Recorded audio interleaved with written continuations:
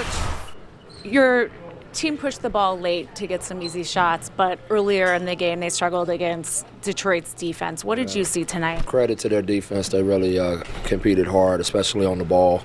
They made it tough on us. I thought when we did get our open shots, we didn't shoot it well.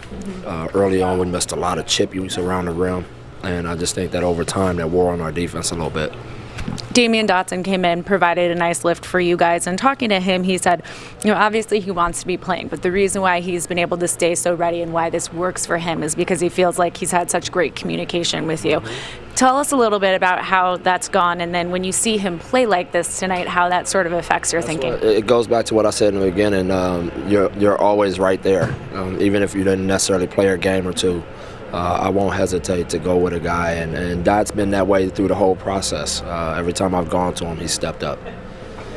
Coach, Allonzo out there tonight displayed a lot of patience in terms of waiting for the right play. What did you see from him in terms of his progression in that regard tonight? Well, one thing I did with him tonight that I hadn't done a lot of is I played him at the point guard spot, and I really thought he handled that well, and then we actually went on a run late with him at that position, and so I was really happy with the way he competed.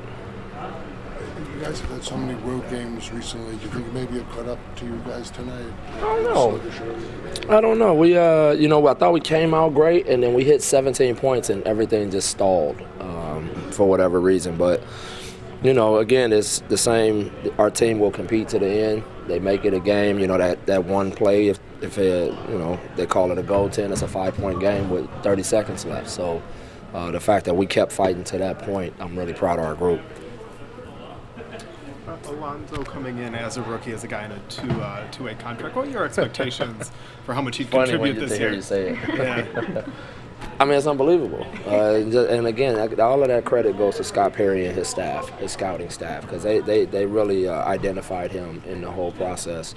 And the fact that right now I got a two-way player that I can depend on in a game is really remarkable. I don't know how many of those guys are out there running around in the rotation right now. Was it clear early that he'd be a contributor for you? Or yeah, it was something that he basically just came into training camp and said, I'm going to make this team. And then once he made the team, he said, I'm going to get in the rotation. So that's the kind of kid he is. He's a super competitor. He really has a lot of confidence in himself, and we got a lot of confidence in him.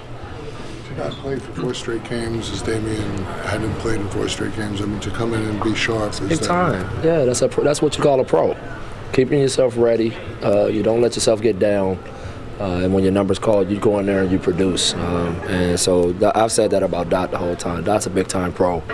He's a guy that I really trust in and know that is going to be ready.